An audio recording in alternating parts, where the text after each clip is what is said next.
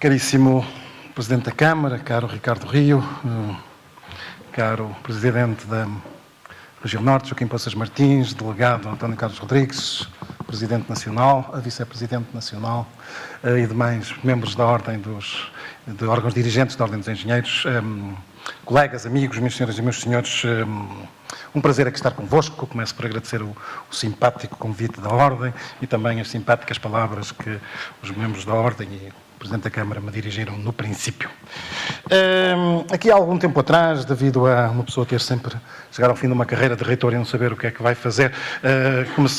uma das hipóteses era fazer algum negócio de cartas de tarô ou qualquer coisa no género, e comecei a pensar aí, começar a ler umas coisas e pensar sobre o futuro, e foi-se construindo uma apresentação, que é um processo sempre evolutivo, é sobre estas ideias que tenho vindo a trabalhar, que vou partilhar ideias convosco, de um futuro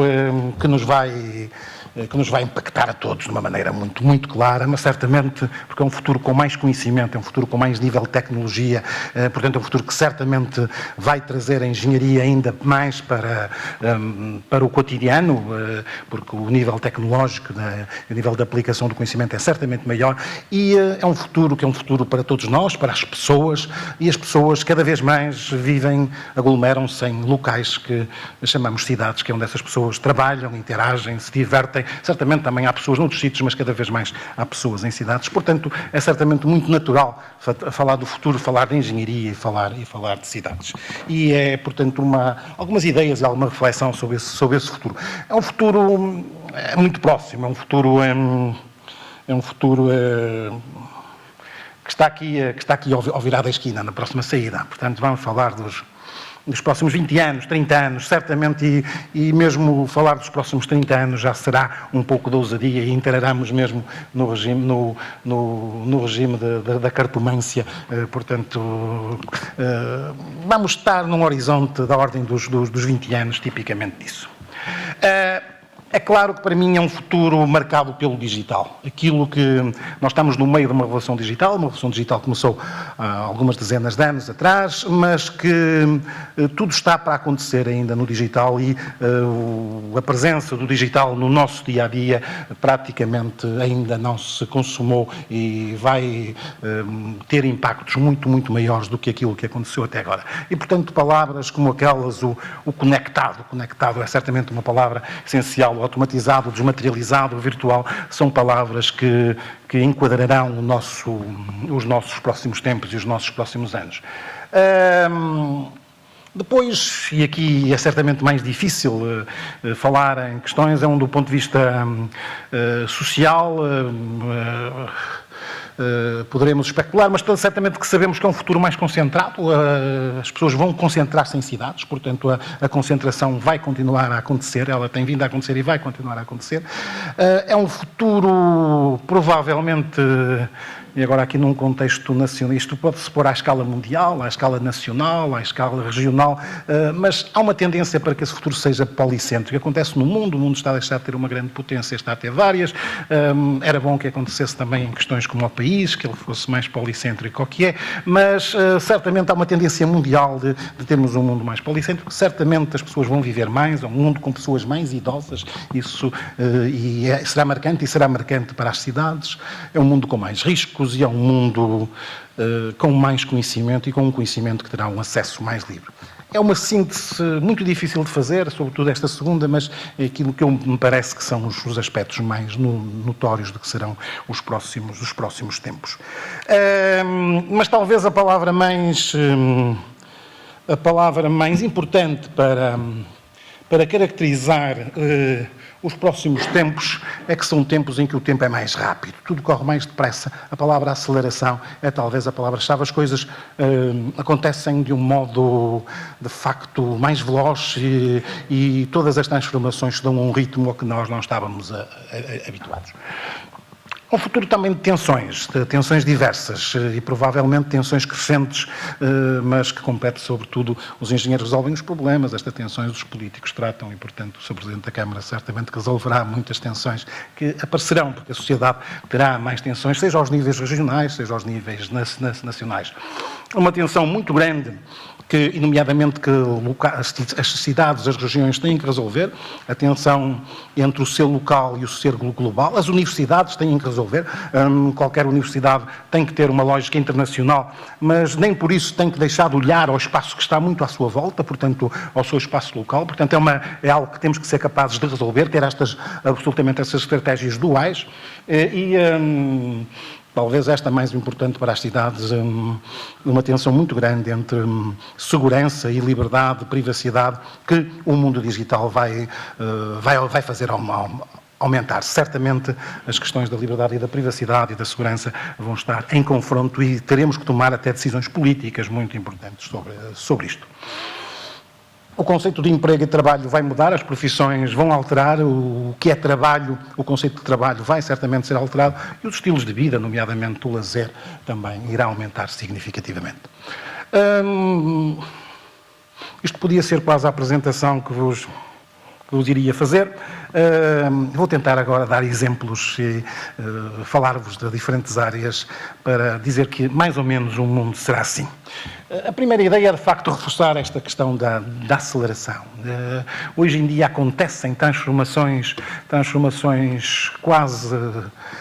transformações tecnológicas muito frequentes e, além dessa frequência estar a aumentar, o nível de complexidade é cada vez maior. A palavra complexidade, sobretudo resultante de integração multidisciplinar, é uma palavra-chave. Outra palavra-chave que eu usei foi a palavra conectado, e eu gosto de usar uns slides já um bocadinho antigos, uns slides mas que eu acho muito interessante. Esta é uma fotografia da Praça de São Pedro no dia em que estava para acontecer a primeira missa do Papa Ratzinger, do Papa Bento XVI, portanto em 2005. Estavam os fiéis, portanto, ali à espera da primeira missa. Quando foi o momento idêntico com o Papa Francisco, cerca de 8 anos depois,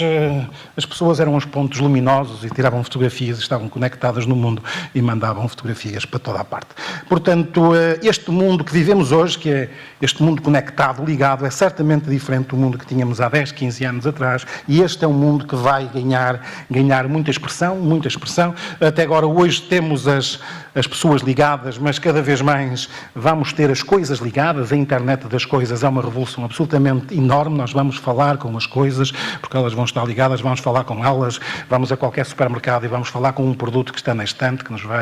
provavelmente através do telefone ou através de outro dispositivo, vai nos dizer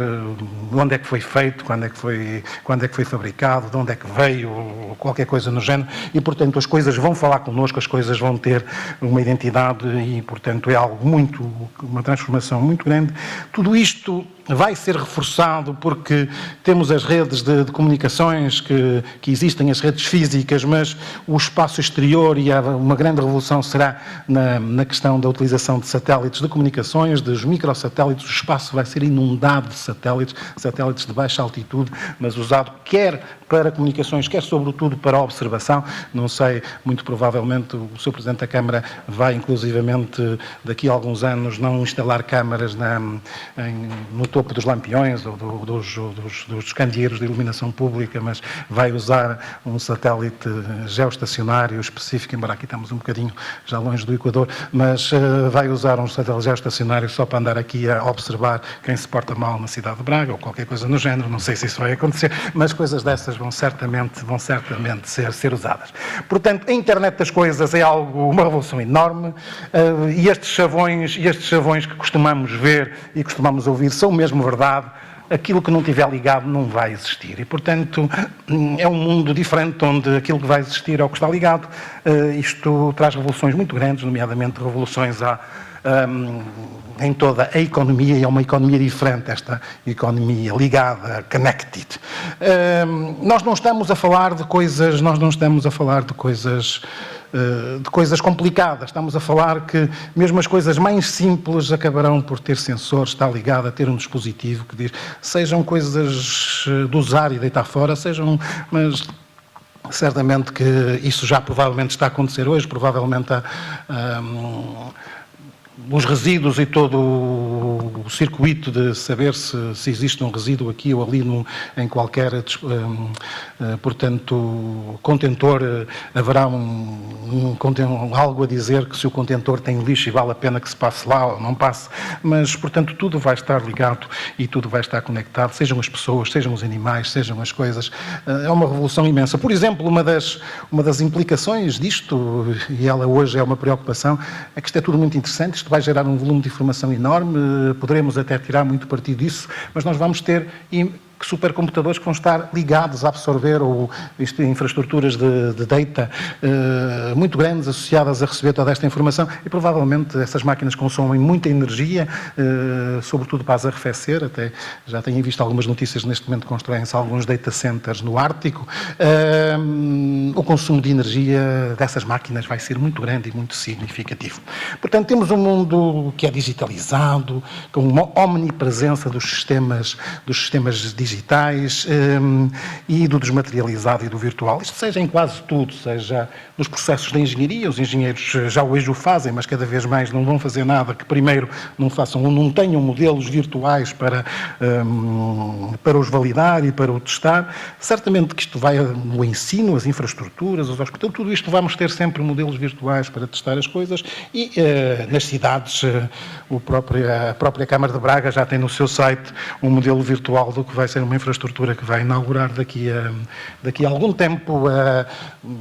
Questões de mobilidade em cidades, aquele mapa do meio é de Barcelona e associado a questões de gestão de mobilidades de car sharing, ou a informatização dos edifícios, o chamado BIM, o Building Information Modeling, com toda a informatização de todos o sistema associado a um edifício e a toda a infraestrutura que ele está associado e, portanto, é um mundo em que tudo isto se vai banalizar, o volume de informação enorme associado a isto, quer a estes processos, quer aos processos de monitorização e que vêm lá da internet das coisas, do Internet of Things e, portanto, uma ciência absolutamente emergente, porque quem conseguir tirar partido toda esta informação, trabalhá-la, a Data Intelligence ou Data Analytics é certamente uma área de grande importância e de grande crescimento. Uma outra área de evolução é a crescente utilização da realidade virtual. Algo que apareceu, em princípio, sobretudo ligado a questões até de entertainment, portanto, jogos, mas cada vez mais isto vai tornar-se, e sobretudo misturada com a realidade aumentada, vai se tornar parte do nosso dia-a-dia, seja para quando vemos uma determinada realidade num telemóvel nos aparecer informação adicional, isto já hoje existe, mas certamente que todos estes dispositivos que temos um pouco arcaicos tenderão no futuro a ser substituídos, sobretudo por lentes de contacto, onde nós vamos ter informação, onde provavelmente a interface do nosso telemóvel vai ser com uma lente de contacto, onde até a interface do nosso computador pode ser com uma lente deste tipo e, portanto, vamos ter uma mistura, sempre vamos ser capazes de misturar o que estamos a ver e aquilo que nos estão a dar para ver e será certamente interessante ver qual será o quadro mental de uma pessoa que vai crescer num sistema em que o mundo que vê é sempre aquilo que vê e o que lhe é adicionado pelos dispositivos a que está ligado. Muitas aplicações destes sistemas, nomeadamente da realidade virtual, da realidade aumentada, na construção civil, nós podemos até olhar para um terreno e ver como é que lá fica uma casa em determinado dia, ou o Presidente da Câmara de Braga, eu penso que ele vai aqui na zona histórica rapidamente mandar tirar tudo que são os reclamos luminosos nas zonas estampa e, portanto, para pôr o centro histórico mais clean, mais limpo de toda aquilo que fazem esses reclamos e as pessoas, tendo umas lentes ou uns óculos, olham para a rua e veem a rua com reclamos luminosos, mas eles não estão lá porque tudo aquilo vai ser virtual, poupamos todos, só o pessoal que faz reclamos luminosos é que vai deixar de perder o negócio, mas de resto é bom para toda a gente. Portanto, Mas isto são coisas que estão mais próximo do que aquilo que pensamos. Nós temos muito trabalho nesta área, nomeadamente isto está a acontecer, os carros hoje já estão a trazer isto, nós hoje já começamos a ver, novos automóveis vão trazer aquilo que é a informação que vem no sistema de GPS, vai-nos começar a aparecer projetada na estrada, nós vamos ver na estrada sinais que não estão lá, temos os sinais que estão e os que não estão, temos uma iluminação um highlight de peões ou outra coisa no género, portanto, certamente é toda um novo mundo que nos é apresentado. Por exemplo, eu não sei, e vamos pondo algumas notas de humor nisto, por exemplo, alguma pessoa que tenha um acidente com um carro, com um sistema destes, e quando te explicar ao juiz se viu ou se não viu, e vai ver, ele diz que viu, mas viu o que não estava lá, viu o que lá estava, portanto é uma questão um pouco, traz uma série de questões, levanta uma série de questões novas, mesmo não só para a engenharia, mas mesmo para o direito, porque esta mistura entre a realidade e o virtual é certamente uma das marcas do futuro, e estas imagens que estava a mostrar é de trabalho desenvolvido entre a Bosch e a Universidade do Minho. De facto, a virtualização dos interiores dos automóveis é algo que está a acontecer desde os anos 60, aquilo que é o carro do futuro vai praticamente deixar de ter botões, tudo isto é virtual, e este é um dos pontos que eu trouxe aqui, é um dos pontos importantes para Braga, porque Braga tornou-se um centro europeu, um principal centro europeu de produção do que são. No Braga não era um centro importante a produzir isto, algumas vezes produzia autorrados, mas hoje todos estes sistemas, Braga tem 2 das maiores fábricas europeias de produção destes sistemas e tornou-se um centro de produção do que é os sistemas, portanto, de interface homem-máquina no interior do automóvel, todos os dispositivos ligados, quer a essa interface, quer ao entertainment de passageiros e veículos, quer nos atuais carros, quer nos carros do futuro. É desta vez que os robôs vêm, os robôs já foram anunciados várias vezes que vinham, houve algumas hesitações, mas desta vez é mesmo, eles vêm, vão estar em todo lado, vão estar na segurança, vão estar na cozinha, vão estar na construção civil,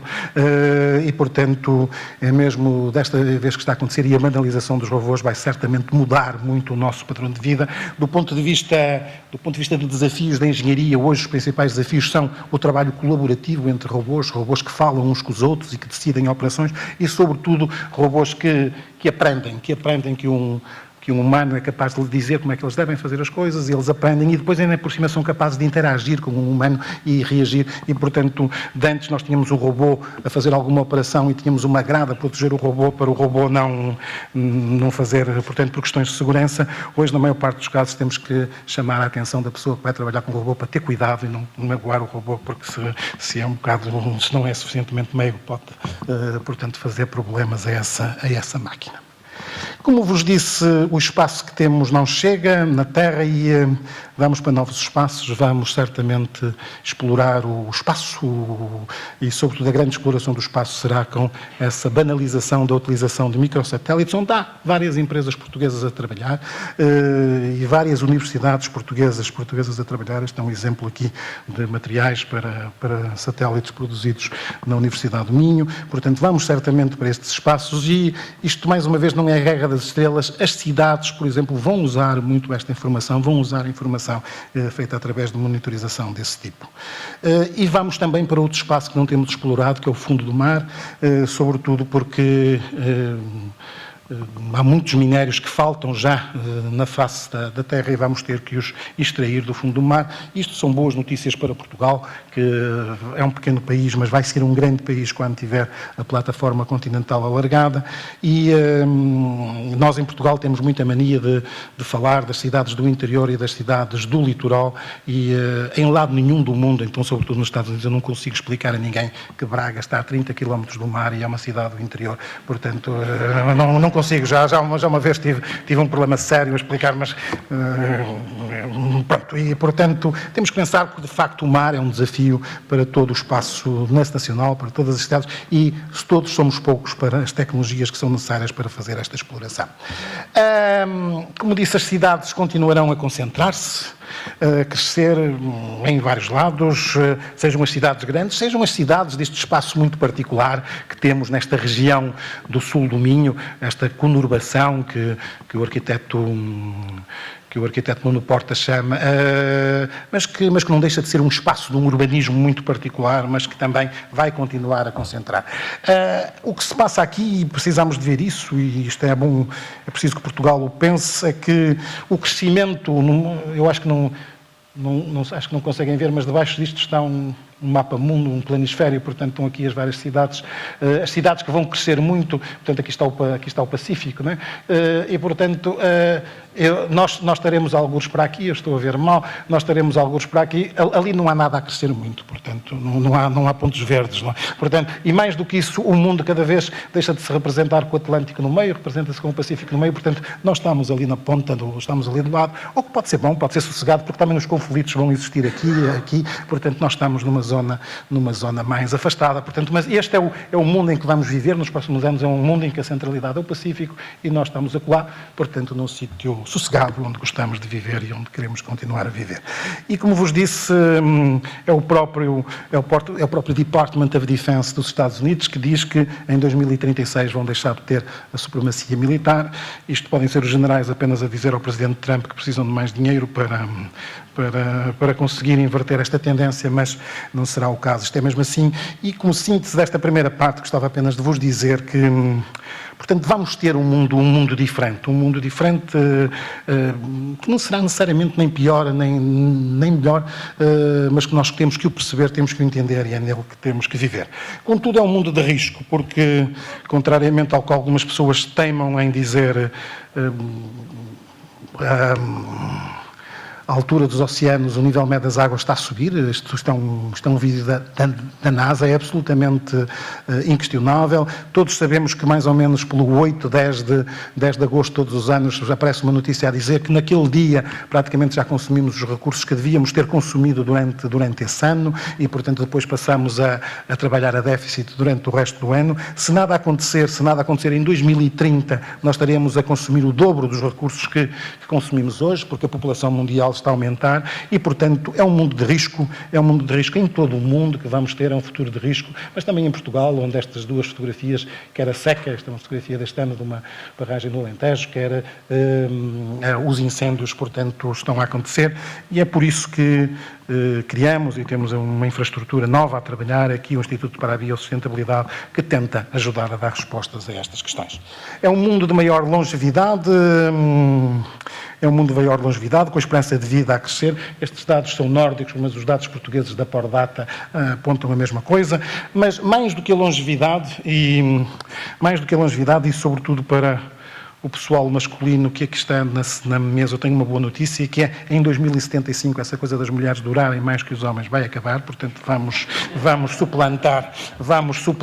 essa questão essa injustiça à qual temos sido submetidos durante os últimos tempos vai ser ultrapassada, mas mais do que tudo, aquilo que é importante é o número de pessoas idosas. As cidades vão ter muitas pessoas idosas. Eu não sei quantas pessoas com mais de 100 anos têm Braga e o Conselho de Braga, mas eu fiz uma estimativa e acho que deve ter cerca de 25 a 30, julgo eu, deve ser um número. E se fizermos as projeções e elas estão a bater certo com os outros, com países nórdicos ou com o Canadá, em 2050 Braga terá 600 pessoas com mais de 100 anos. Portanto, o número de pessoas com mais de 100 anos é uma coisa que vai crescer muito nos próximos anos e, portanto, a cidade, e por maioria de razão, o número de pessoas com 80, 90 anos, a cidade é uma cidade que tem que viver muito para essas pessoas e, portanto, é por isso que estamos a criar um novo centro de medicina, um centro de medicina P5. O P5 não tem nada a ver com os P's de Braga, porque é preventivo, preditivo, personalizado, participado e de proximidade, não tem nada a ver com isso, são aqueles 5 P's que ali estão, mas é uma medicina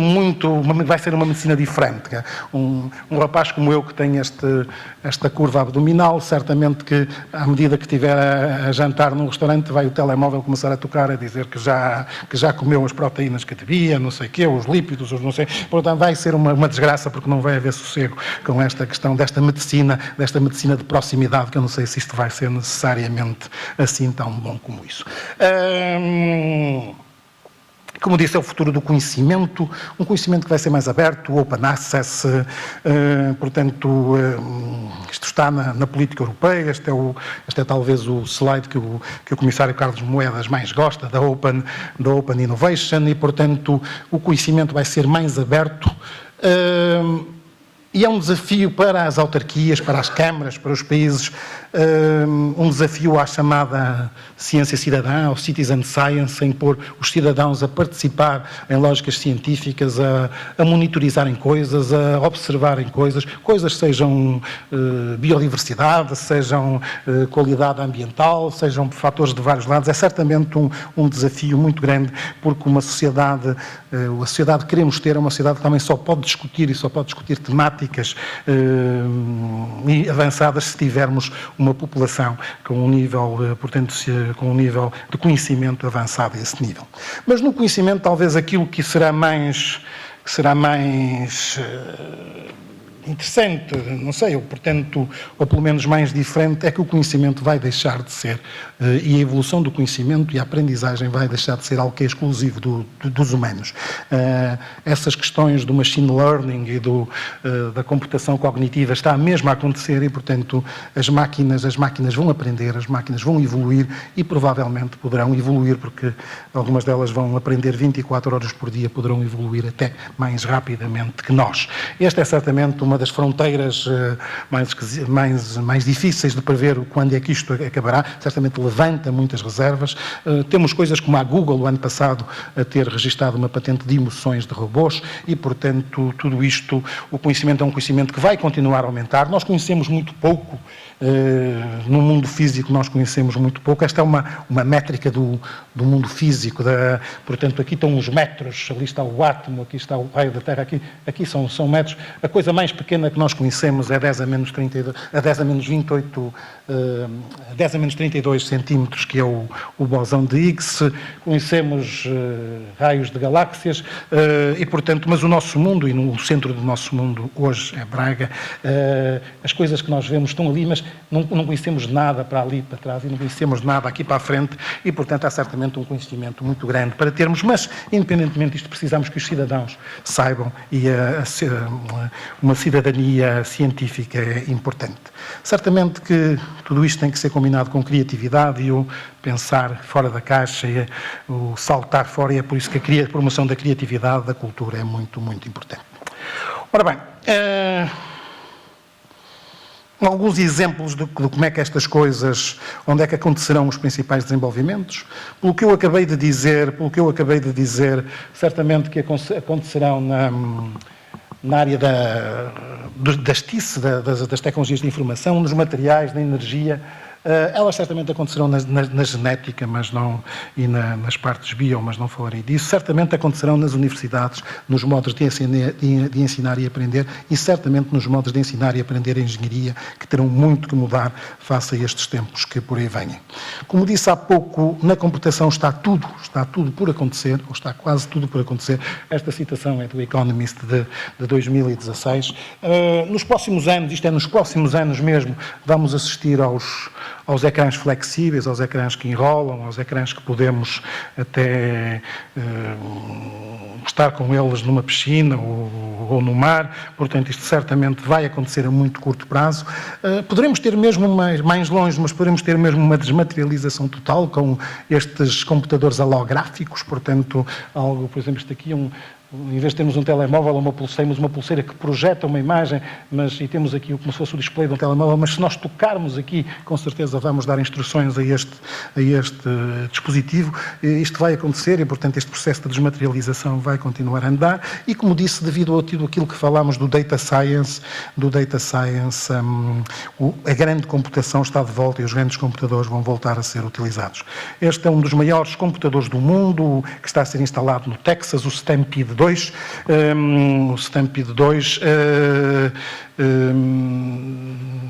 que tem a posição número 12 ou qualquer coisa no género, e este é o supercomputador mais bonito do mundo, que está instalado em Barcelona, numa igreja neogótica, e onde se passa parte da ação do último livro do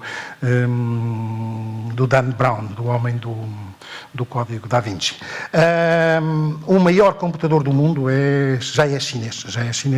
e tem essa coisa dos 100 petaflops, portanto, para algumas pessoas da engenharia que, quando começaram a aparecer as coisas mais fortes de cálculo numérico, ali ainda pelos anos CREI, o famoso CREI, tinha 1,75 petaflops. Hoje, portanto, em 2009, hoje esta máquina já tem 100 coisas destas. Esta é algo em que Braga vai ganhar alguma centralidade, porque, de facto, eu mostrei-vos ali o Stampede 2, porque o Stampede 1 está neste momento em contentores, a caminho de Braga, vai ser aqui instalado e no futuro queremos ter aqui um grande centro de computação nacional, o maior centro de computação nacional, é uma infraestrutura da FCT, mas que será situada aqui, que é o Minho Advanced Computing Center. Mas,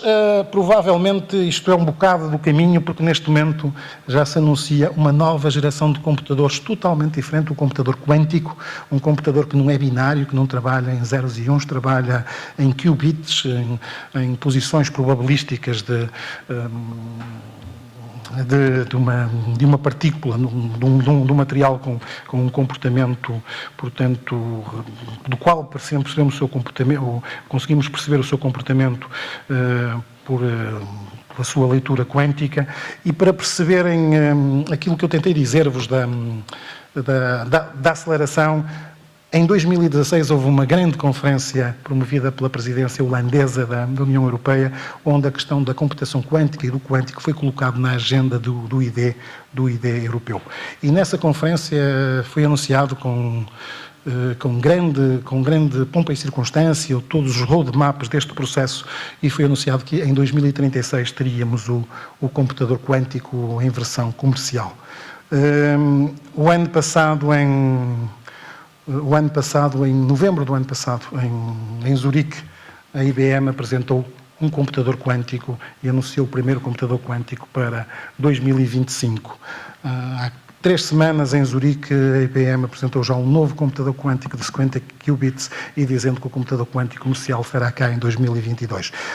Portanto, tudo isto avança de um modo muito, muito rápido. A capacidade de cálculo destes sistemas para determinadas operações é muito, muito maior e, portanto, estamos numa grande revolução também a este nível e também a nível dos materiais. É esta questão dos materiais quânticos e dos sensores quânticos que nos permitirão, por exemplo, saber num aeroporto que se alguém passar ali a bastantes metros de distância com explosivos numa mala, nós aqui poderemos saber que vão ali explosivos naquela mala, porque haverá alguma partícula daquele explosivo que poderá chegar até aqui e nós poderemos saber que essa partícula é daquele explosivo. É uma tecnologia totalmente diferente e é por isso que, há algum tempo atrás, a Universidade de Minho e a ENIAL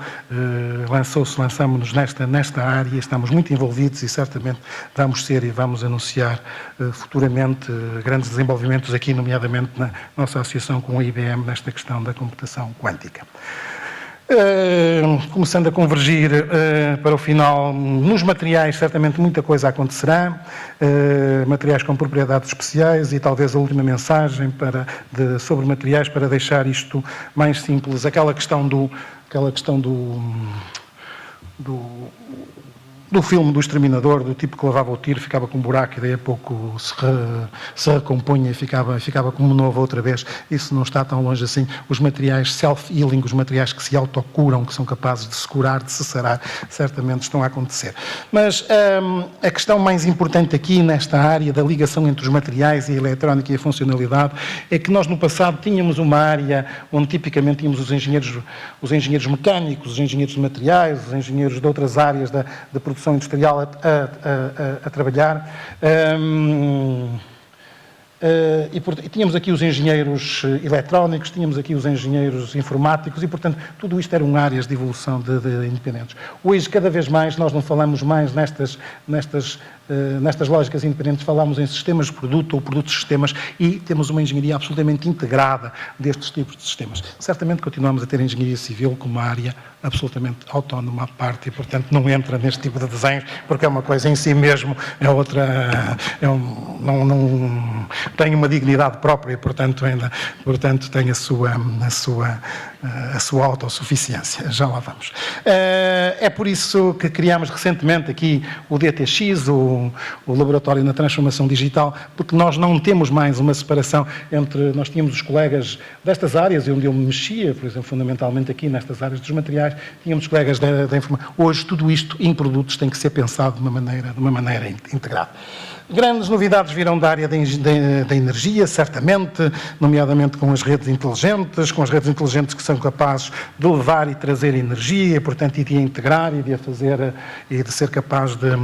portanto, de fazer a gestão de toda essa, e das diferentes fontes de energia. Talvez a grande diferença aqui será que é previsível, e devido ao desenvolvimento dos materiais, que os custos dos painéis fotovoltaicos reduzam, eles estão a reduzir e com certeza continuarão a reduzir muito nos próximos anos, e haverá boas notícias aqui. Haverá também boas notícias do ponto de vista dos sistemas de armazenamento, sejam eles à custa de materiais ou de soluções de outro tipo, mas certamente é uma área de evolução. Há aqui uma área tecnologicamente mais, eu diria, quase mais básica, não muito, mas que me parece absolutamente fantástica, que é esta coisa do energy harvesting, porque esta coisa de nós podermos deixar de ter o carregador do telemóvel em casa, de deixar de ter carregador do telemóvel, ou mesmo do computador, e poder ligar o telemóvel ao nosso corpo com o calor, ou aos sapatos, portanto, com aquilo que somos capazes de produzir, ou com o movimento do corpo, ou com o simples calor das mãos, poder produzir energia, vai ser algo que vai fazer com que dispensamos toda essa parafernália de carregadores, telemóveis e outras coisas, e parece-me muito, muito, muito interessante. E é por isso que teremos uma indústria que é diferente, a tal indústria 4.0, que é isto tudo que tivemos a falar, robotizada, digitalizada, portanto absolutamente conectada e verde, não pode deixar de ser verde. Uma indústria que, como quase todos estes setores, colocam problemas de segurança e de cibersegurança absolutamente decisivos e centrais, e, portanto, nomes das diferentes tecnologias de cibersegurança que estão a aparecer, nomeadamente como o blockchain, são hoje nomes que passam a fazer parte do nosso vocabulário.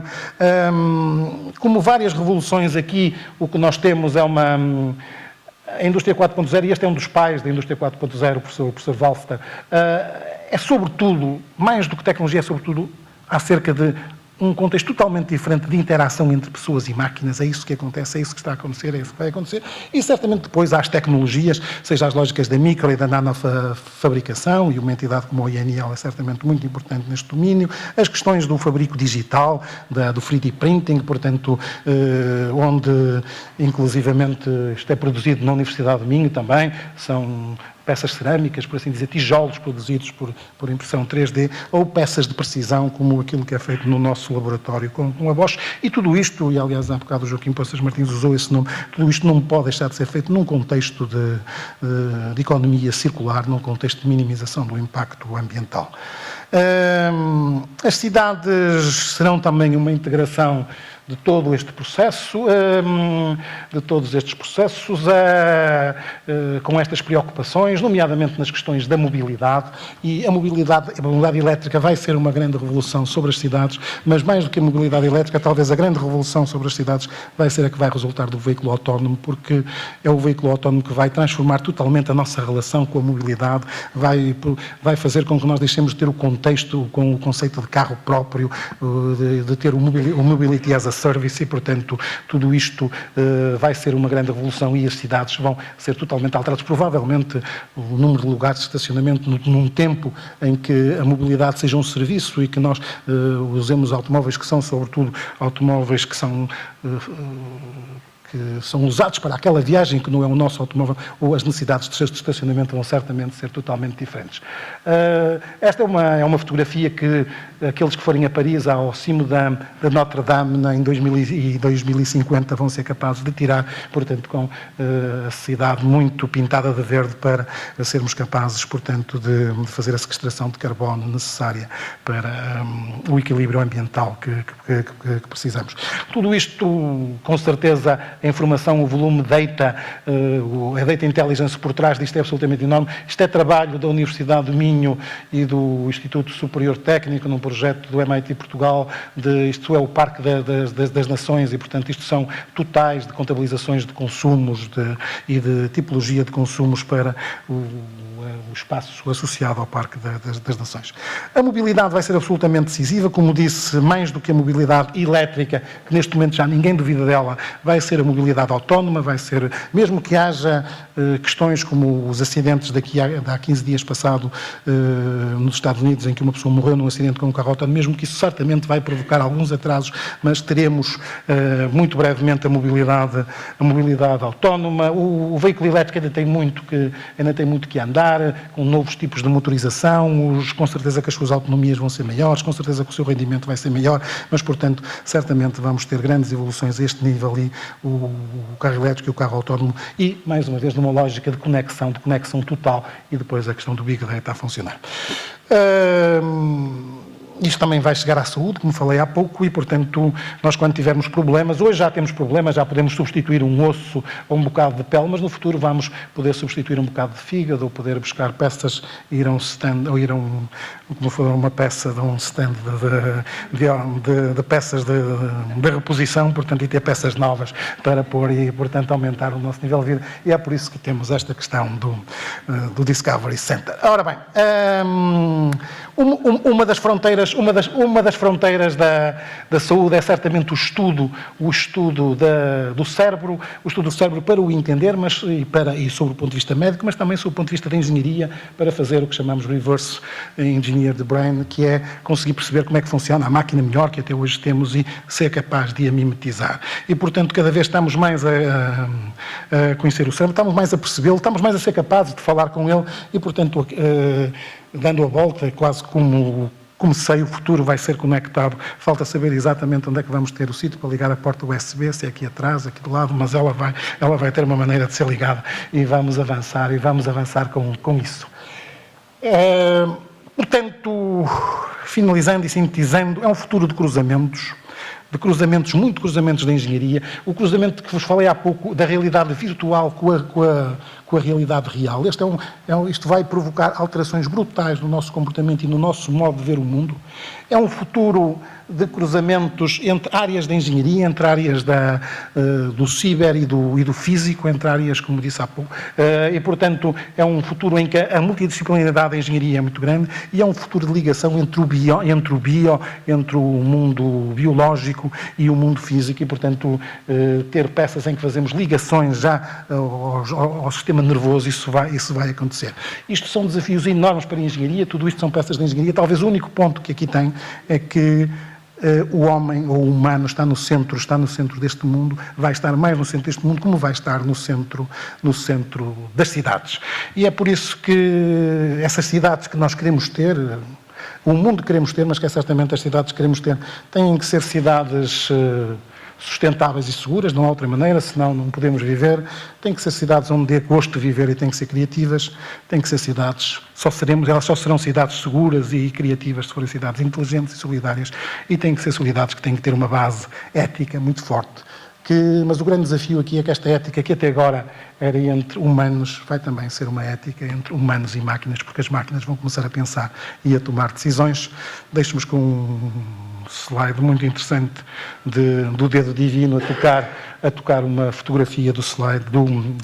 do telescópio Hubble